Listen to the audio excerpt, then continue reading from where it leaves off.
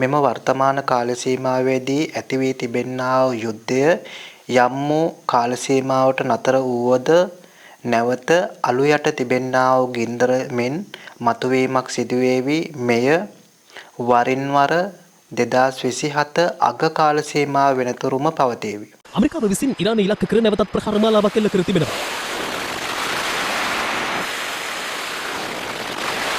ඉරාන වෙරළ තීරයට ආසන්න සිරික්, ජාස්ක්, කාශ්ම දූපත් සහ බණ්ඩ අබ්බාස් බටහිර ප්‍රදේශවල පිහිටි ඉරාන හමුදා මූලස්ථාන වෙත මෙම ප්‍රහාර එල්ල වී ඇති බවයි වාර්තා වන්නේ. ඉරාන ගුවන් ආරක්ෂණ පද්ධති සංවේදන ජාල වෙරළබඩ රේඩාර් මධ්‍යස්ථාන මෙන්ම ඉරාන විප්ලවීය ආරක්ෂක බලකායට අයත් කුඩා ප්‍රහාරක යාත්‍රා රාශියක් මෙහිදී විනාශ කර ඇති බව එක්සත් ජනපද මධ්‍යම විධානය පවසනවා. ප්‍රහාර හමුවේ එක් පුද්ගලයෙකු මිය ගොස් තවත් පුද්ගලයන් දෙදෙනෙකු තුවාල ලබා තිබෙනවා. මෙම ප්‍රහාරයන්ට ප්‍රතිචාර වශයෙන් ඉරානයේද බහරේනය, කුවේට්, ඕමාන්, කටාර් සහ ජෝර්දානය රටවල ඇමරිකානු කඳවුරු ඉලක්ක කරමින් මිසයිල් ප්‍රහාර එල්ල කෙරුණා.